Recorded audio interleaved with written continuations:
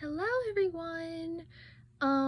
So I guess this is my first video I'm making. It's probably not going to be very good, but I'm trying, but these are just for fun anyway. So I wanted to do my top 20 favorite manga, and I'm going to split it up in two parts. Part 1 will be 20 to 11, then part 2 10 to 1. I hope you enjoy, and feel free to, write what you want in the comments. I don't know, just say something, I guess. Okay, so at number 20, we have Given. I watched the anime last Christmas and I really enjoyed it, so I had to pick up the manga, and I enjoyed it as well. This is a BL about, gosh, I'm trying to hold this, a bunch of guys in a band together. The artwork is really nice and it gets better as the manga goes on. The anime is great also.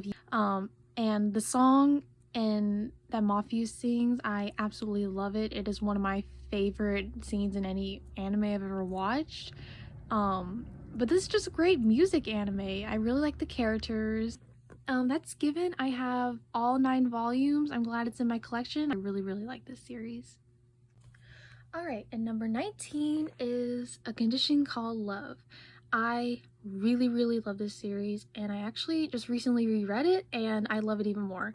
Excuse the tape on the cover, it was a little chipped when I got it. The characters, the romance, the Hotaru's so sweet, and Hananoi, I really love his character development. Can't be too hard on him. Like, yes, he's a little much in the first couple of chapters, but once you read it and keep going on, you realize where he's coming from and you sympathize with him more. So this story is about a girl named Hotaru who has never fallen in love before. She doesn't know, those kind of feelings, and she witnesses Hananoi have a messy public breakup, and she offers him her umbrella when it's snowing, and the next day at school he asks her to go out with her, and yada later they end up going out together to see if she can fall in love. And the artwork is amazing. Please read it, it's so good. The anime is good too, I just wish the animation was better, but overall I adore this series. Please read it. Number 18 is Marmalade Boy. I absolutely hate, but I love this series at the same time. Characters, bad.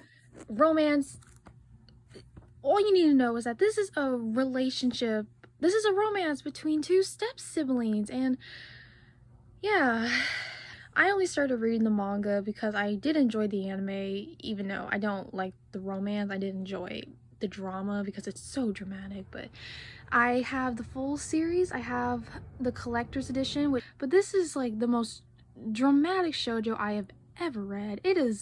It's kind of like funny how dramatic it is, but it's shoujo. Ginta, Yu, all the boys I absolutely hate. Meko and her teacher boyfriend, like, I'm glad to have in my collection, and I do like rereading and watch the anime. I just like to watch it if I want to get mad, but that's Marmalade Boy. Number 17 is our first Iyosaki Saka series. She is my favorite author, mangaka, whatever you want to call it, and that is Strobe Edge.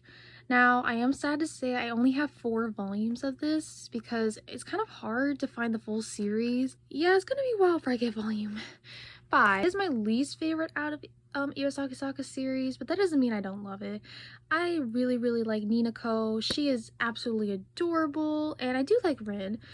Anyways, I really like this series. I'm excited for the day I do get to finish it, but for right now, I'm happy to have the 4 volumes I have. Number 16 is Blue Box, our first shonen on my list. I think this is a good sports manga, a good high school manga. Romance-wise, I mean, I'm just not a fan of the slow burn stuff. Like, sometimes I like it. I mean, pretty much all of Iyosaki Saka series are all slow burn, but I don't know, for some reason I enjoy those more. This one just annoyed me because, like, every possible chance you think Taiki, our main guy, is going to confess to Chinatsu, he doesn't. And then we have this other girl, Hina. Hina is my favorite. She's adorable, and also she has a lot of pink, and pink's my favorite color. This series is basically about our main boy named Taiki, who plays badminton, and our girl Chinatsu, who plays basketball, and the other girl, Hina, is in gymnastics. And it's a big love triangle between the three of them, and Taiki has a really big crush on Chinatsu, and due to family circumstances, she ends up living with him and his family. And the anime was good too. I just preferred the manga over the anime, but I did enjoy the anime. Number 15 is our second shonen series, The Fragrant Flower Blooms with Dignity. I really love this one. So I read most of the manga that was available, and no regrets, this is one of my favorite series, clearly, if it's in my top 20. I really enjoyed the anime. It was beautiful, but I still prefer the manga.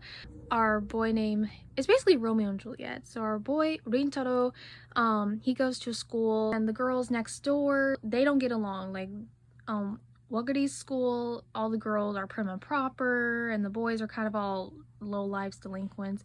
And these two meet, and they become friends, and a romance blooms, and they have to deal with like going over the hurdles of, you know, because two schools don't like each other. Of course, they don't want either one of them associating with each other, but these two, you know, they find a way. And I really love this series. The artwork is so good, and the characters are handled in such a mature way than a lot of other romance series. I'm like, oh my goodness, look at her, she's so cute. Yeah, I just really love this series. It's really good. So if you watched the anime and you enjoyed it, please read the manga. It's really good. Alright, and number 14 is Honey Lemon Soda. So funny enough, I actually didn't like this series when I first started reading it the beginning of last year. I don't know, I just could not get into it. And then when the anime came out at the beginning of this year, I watched it, and it convinced me to try to reread it again, and I ended up really loving it the second time.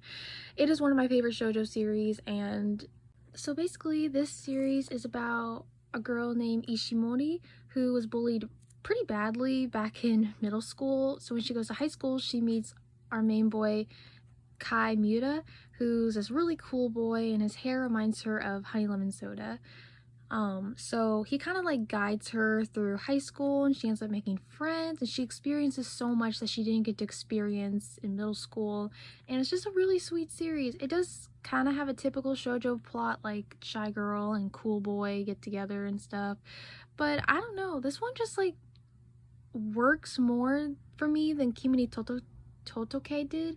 I know a lot of people compare this series to Kimi ni Totoke, and I personally prefer this one over it, just because at least the romance doesn't take forever to, you know, happen.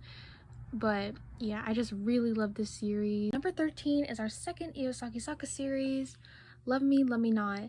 I really adore this manga. It basically follows four main characters, our two main girls, Akari and Yuna, and our two boy characters.